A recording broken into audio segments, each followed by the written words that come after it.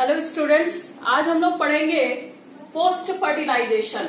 ठीक है, तो लास्ट लेक्चर जो हमारा था डेट इज डबल फर्टिलाइजेशन में हम लोगों ने पढ़ा कि किस तरह से एंजियोस्पर्मिक प्लांट का जो एक यूनिक फीचर होता है that is what double fertilisation. Now fertilisation के बाद वाले जो इवेंट है that is what post fertilisation. तो पोस्ट फर्टिलाइजेशन इंक्लूड है ना, पोस्ट फर्टिलाइजेशन जब होता है तो वहां वेरियस इवेंट चलेंगे। ठीक है, first of all number 1 is what endosperm का डेवलपमेंट, एंडोस्पर्म डेवलपमेंट होगा। Number 2 is what embryo development. Number 3 is what ovule is converted into seed and number 4 is what ovary is converted into fruit. तो ये चारों जो event होते हैं ये किस में आते हैं, पोस्ट फर्टिलाइजेशन इवेंट में आएंगे। ठीक है, और फिर यहाँ पे लिखा है कि पोस्ट फर्टिलाइजेशन, दिस चारों इवेंट को हम लोग क्या कहते हैं, पोस्ट फर्टिलाइजेशन। आपके एनसीईआरटी बुक में जो मेंशन किया हुआ है ये लाइन, इसको जरूर आप लोग समझिए कि फॉलोइंग डबल फर्टिलाइजेशन, जैसे डबल फर्टिलाइजेशन होता है तो इवेंट ऑफ एंडोस्पर्म है ना, events of endosperm and embryo development, maturation of ovules and seed and ovary into fruit are collectively called what post fertilization events। चारों हमारे किस में अंदर आते हैं, किसके अंदर आते हैं, पोस्ट फर्टिलाइजेशन इवेंट के अंदर आते हैं। तो नंबर 1 यहाँ हम लोग सबसे पहले पढ़ेंगे एंडोस्पर्म का डेवलपमेंट। एंडोस्पर्म डेवलपमेंट कैसे होता है, ठीक है। तो एंडोस्पर्म हम लोग समझे थे कि जैसे फर्टिलाइजेशन होता है तो मेल गैमीट एक फ्यूज करता है किसके साथ, पोलर न्यूक्लियाई के साथ। जब सेकेंडरी पोलर न्यूक्लियाई के साथ फ्यूजन होती है जिसको हम लोग ट्रिपल फ्यूजन कहते हैं, तो ट्रिपल फ्यूजन के बाद ही जो हमारा न्यूक्लियस बनता है that is PEN, primary endosperm nucleus, और इसकी प्लॉइडी क्या होती है, ट्रिप्लॉइड होती है। ठीक है, और जिस सेल में वो बनता है उसको हम पीईसी पेक कहते हैं, जिसका पूरा नाम क्या हुआ, प्राइमरी एंडोस्पर्म सेल। और यही प्राइमरी एंडोस्पर्म सेल डिवाइड करके बहुत सारे सेल का फॉर्मेशन करके टिश्यू बनाएगा, that we call what endosperm. उसी को हम लोग क्या कहते हैं, एंडोस्पर्म कहेंगे। क्लियर। नाउ यहाँ पे टाइप्स ऑफ एंडोस्पर्म डेवलपमेंट होता है। आपके एनसीईआरटी बुक में 2 टर्म लिए गए हैं। हेलोबियल एंडोस्पर्म का डेवलपमेंट नहीं बताया है, लेकिन हम लोग इसको भी समझेंगे। ठीक है, तो यहाँ टाइप्स ऑफ एंडोस्पर्म डेवलपमेंट में number 1 is what free nuclear development, free nuclear endosperm development. तो नाम से क्लियर यहाँ हो रहा है कि यहाँ वेरियस न्यूक्लियाई डिवाइड तो करेंगे, लेकिन सेलुलर ऑर्गेनाइजेशन यहाँ पे नहीं होने वाला है। सिर्फ न्यूक्लियस ही यहाँ पे डिवाइड करके मेनी न्यूक्लियाई का फॉर्मेशन करने वाले हैं। तो इसमें जो एग्जाम्पल दिया है ये आप लोग को याद रखनी है, कॉटन एंड मेज है ना, जिसमें हम लोग को फ्री न्यूक्लियर एंडोस्पर्म डेवलपमेंट देखने को मिलता है। तो इसको हम लोग थोड़ा फिगर से समझने का कोशिश करते हैं कि मान लो कि ये हमारा एम्ब्रायो सैक यहाँ बनाते हैं, दिस इज एम्ब्रायो सैक। ठीक है, अब यहाँ पे ये अगर माइक्रोपाइलर एंड है and this is your chalazal end. ठीक है, और यहाँ पे हमारा क्या होता है, एग सेल होता है। एग सेल क्या कन्वर्ट हो गया है किसमें, फीमेल गैमीट और मेल गैमीट के फ्यूजन के बाद it will converted into zygote, ये जाइगोट में कन्वर्ट हो गया and this is what primary endosperm nucleus. मतलब अब तुम्हारे एम्ब्रायो सैक में क्या बच रहा है, सिर्फ जाइगोट बच रहा है और पेन बच रहा है। अब ये प्राइमरी एंडोस्पर्म न्यूक्लियस क्या करेगा, डिवाइड करना शुरू करता है। डिवीजन हमेशा यहाँ पे अब क्या होगा, माइटोसिस होता है, इक्वेशनल डिवीजन होते हैं। नाउ अगर ये न्यूक्लियाई डिवाइड करता है, मान लेते हैं ये न्यूक्लियस हमारा डिवाइड कर रहा है, लाइक ये हम लोग बनाते हैं this nuclei divide two form what, 2 nuclei, 2 nuclei बने, फिर 2 से कितने बनेंगे, 4 बन गए, 4 से कितने बन गए, 8 बन गए। तो यहाँ पे नंबर ऑफ न्यूक्लियाई क्या हो रहा है, नंबर में इंक्रीज हो रहा है। जैसे बहुत सारे न्यूक्लियाई का फॉर्मेशन होते जाता है, अब ये पेरिफेरली अरेंज्ड होता है। मतलब ये साइड में, ये जो एम्ब्रायो सैक का वॉल हम लोग देख रहे हैं, पेरिफेरली न्यूक्लियाई अपने आप को अरेंज कर लिया। ठीक है, तो ये हमारा क्या हो गया, फ्री न्यूक्लियर एंडोस्पर्मिक डेवलपमेंट, पेन। है ना। यहाँ प्राइमरी एंडोस्पर्म न्यूक्लियस डिवाइड कर रहा है, there is no cytokinesis, only karyokinesis will take place. तो न्यूक्लियाई डिवाइड करके बहुत सारे न्यूक्लियाई का फॉर्मेशन कर रहे हैं और ये न्यूक्लियाई आपके पेरिफेरल वॉल के तरफ अरेंज कर लिया है अपने आप को, ठीक है। तो ये फ्री न्यूक्लियर एंडोस्पर्म का डेवलपमेंट इसी तरह से होता है, जो कॉमनली हम लोग को देखने को मिलता है किधर, कॉटन एंड मेज में। क्लियर है। नाउ सब्सिक्वेंटली होता क्या है कि उसके बाद सेलुलर ऑर्गेनाइजेशन हो जाते हैं। तो अभी इसको हम लोग पहले अलग से समझेंगे कि सेलुलर एंडोस्पर्मिक डेवलपमेंट में आखिर क्या होता है। जैसे पिटूनिया है, धतूरा है, बाल्सम है, इसमें आखिर क्या होता है। तो यहां हम लोग समझते हैं ना, ये तो हमारा पेन रहेगा ही रहेगा और ये चैलेंजल एंड है और ये हमारा माइक्रोपाइलर एंड है। तो प्राइमरी एंडोस्पर्म न्यूक्लियस डिवाइड कर रहा है, मान लेते हैं ये प्राइमरी एंडोस्पर्म न्यूक्लियस जो है डिवाइड किया और बहुत सारे न्यूक्लियाई का फॉर्मेशन इस तरह से करते चला गया, ठीक है।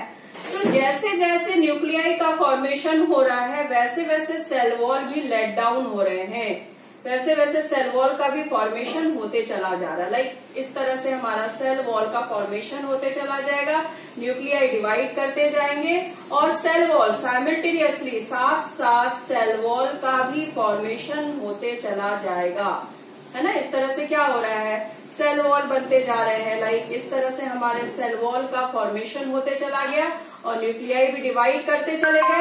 मतलब karyokinesis and cytokinesis take place simultaneously. Karyokinesis भी हो रहा है, साइटोकाइनेसिस भी हो रहा है और इस तरह से हमारा सेल वॉल का फॉर्मेशन होते चला गया। क्लियर है। तो ये सेलुलर ऑर्गेनाइजेशन यहाँ पे हो गई। तो ये this is what cellular endospermic development which is commonly seen in petunia, datura and balsam. तो ये जो फिगर हम बनाए हैं this is cellular endosperm. Clear.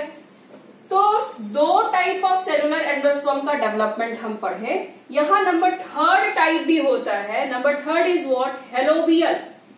Helobial तुमको मोनोकॉटिलेडॉन में देखने को मिलता है। Commonly it is seen in monocotyledon. ये किस में देखने को मिलेगा, मोनोकॉटिलेडॉन्स में देखने को मिलता है। Means it is an intermediate in between free nuclear endosperm and cellular endosperm. मतलब इसका हाफ जो एम्ब्रायो सैक होगा उसमें हम लोग को फ्री न्यूक्लियाई भी दिखेंगे एंड अदर हाफ में हम लोग को सेलुलर एंडोस्पर्म का डेवलपमेंट भी दिखाई देता है।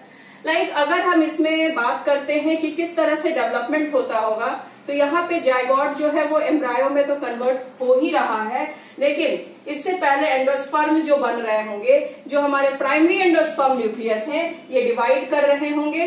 प्राइमरी एंडोस्पर्म न्यूक्लियस डिवाइड करके मान लेते हैं इस तरह से हमारा पेरिफेरल अपने आप को अरेंज कर लिया एंड और जितने अदर हाफ में तुम्हारे एंडोस्पर्म का फॉर्मेशन हो रहा है वो सेलुलर ऑर्गेनाइजेशन हो रहा है।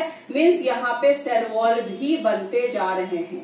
तो यहाँ हम लोग क्या देख रहे हैं कि हेलोबियल जो कि मोनोकॉटिलेडॉन्स में कॉमनली सीन है, ये हमारा दोनों टाइप ऑफ डेवलपमेंट को शो कर रहा है।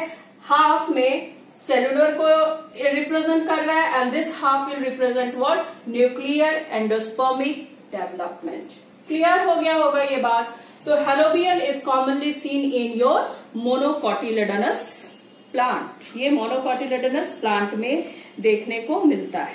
क्लियर है।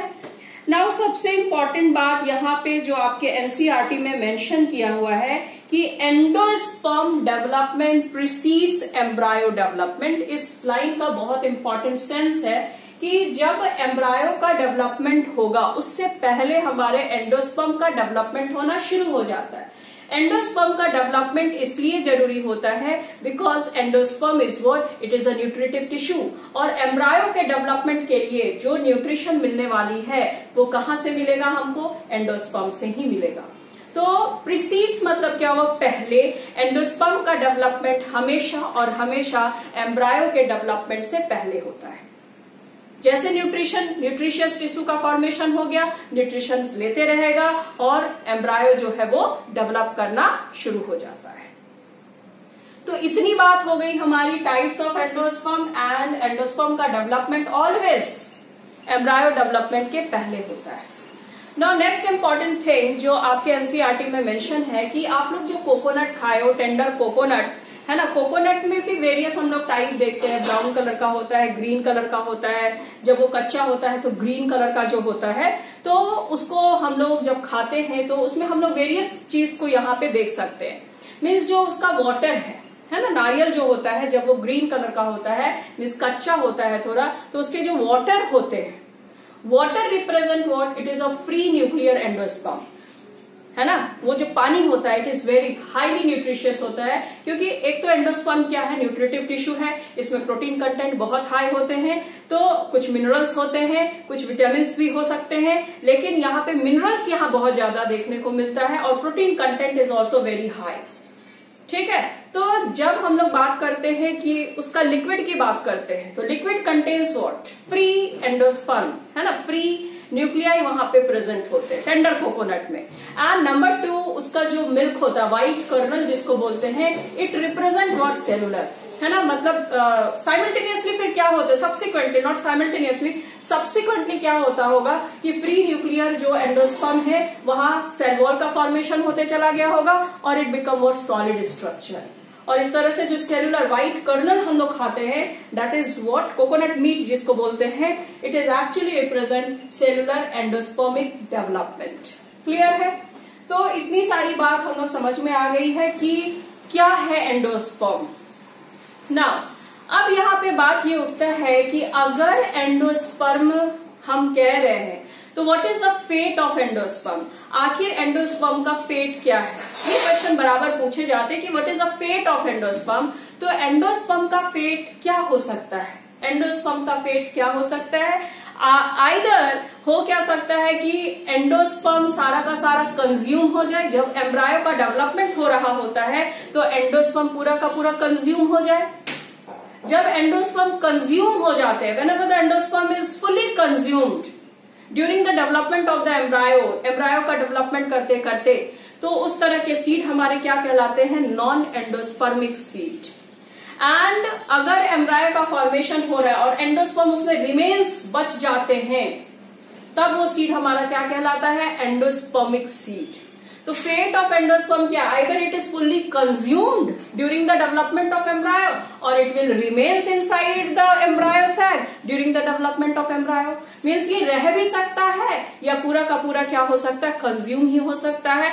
इस बेसिस पे, एंडोस्पर्म के प्रेजेंस और एब्सेंस के बेसिस पे ही seed is divided into your two parts, that is endospermic and non-endospermic seed। तो आप लोग पढ़ते होंगे, जैसे आपके एनसीईआरटी में ये मेंशन है कि एंडोस्पर्मिक सीड में देखिए लिखा है, एंडोस्पर्म में either be completely consumed by the developing embryo, like your P हो गया, ग्राउंडनट हो गया, बीन्स हो गया, ये सारे हमारे क्या हो गए, एंडोस्पर्मिक सीड हो गए। सॉरी, नॉन एंडोस्पर्मिक, जहां पूरा कंज्यूम हो जाएगा वो क्या हो जाएगा, नॉन एंडोस्पर्मिक हो जाएगा। और एंडोस्पर्मिक में क्या आता है, मेज हो गया, है ना, मेज हो गया, ये तुम्हारा क्या है, एंडोस्पर्मिक सीड। क्लियर है। तो ये चीज हम लोग यहाँ पे समझ गए, पूरे अच्छे तरह से इस टॉपिक को हम लोग समझे हैं कि एंडोस्पर्म क्या है, कितने टाइप्स ऑफ डेवलपमेंट को ये रिप्रेजेंट कर सकता है, एंडोस्पर्म का फेट क्या हो सकता है। क्लियर। नाउ नेक्स्ट वीडियो मेरा जो होगा, दैट इज नेक्स्ट टॉपिक ही हमारा क्या हो सकता है, एंडोस्पर्म डेवलपमेंट के बाद हमारा जो टॉपिक होगा that is your embryo development, कि एम्ब्रायो का डेवलपमेंट किस तरह से होता है, आइदर डाइकॉट, हम लोग जो बोलते हैं डाइकोटिलेडॉन्स एंड मोनोकोटिलेडॉन्स, तो डाइकोटिलेडॉन्स एम्ब्रायो का फॉर्मेशन कैसे होता है एंड मोनोकोटिलेडॉन्स एम्ब्रायो का फॉर्मेशन कैसे होता है, इसको हम लोग नेक्स्ट लेक्चर में पढ़ेंगे। क्लियर।